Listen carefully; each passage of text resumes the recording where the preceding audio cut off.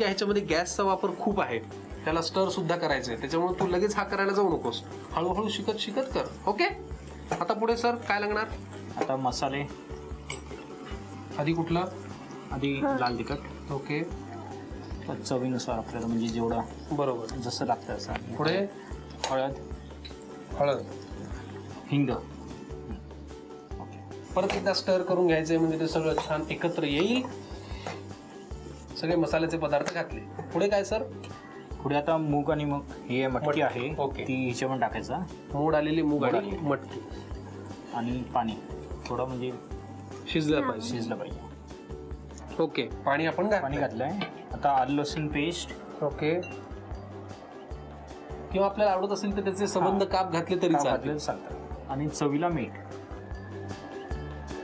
जर आता मिक्स होऊ दे त्याला. ओके. ग्लास लिड ठेवून त्याला शिजू द्यायचं. ठीक आहे. चला. आणि आपण आता ही उसळ व्यवस्थित तयार करून घेतलेली आहे. बरोबर ना एंजल? त्याच्यामध्ये मुगाची आहे, मुगाची उसळ आहे आणि मटकीची आहे. बरोबर बरोबर. पुढे पुढे आपल्याला बन्स आहेत ते कट करावं लागतील राऊंड मध्ये. ओके. ओके. हे आपण कापून घेतलं. पुढे चीज त्याच्यावर स्प्रेड करायचं थोडंसं. बरं. इनसाइड मध्ये. स्टफ मिसळ बन हा पदार्थ आपण करतोय आणि सर बिलीव्ह मी हा ना जसं जसं पुढे जाईल ही कृती तसं तसं जास्ती माझा इंटरेस्ट त्याच्यातला वाढत चाललाय. पुढे आता त्याच्यानंतर हे सर्व करेक्ट जे आपण मुगाची मटकीची उसळ तयार केली त्यामध्ये वन हे टाकायचा. परत चीज स्प्रेड करायच्या. हे काम थोडं मी करतो आता. ओके.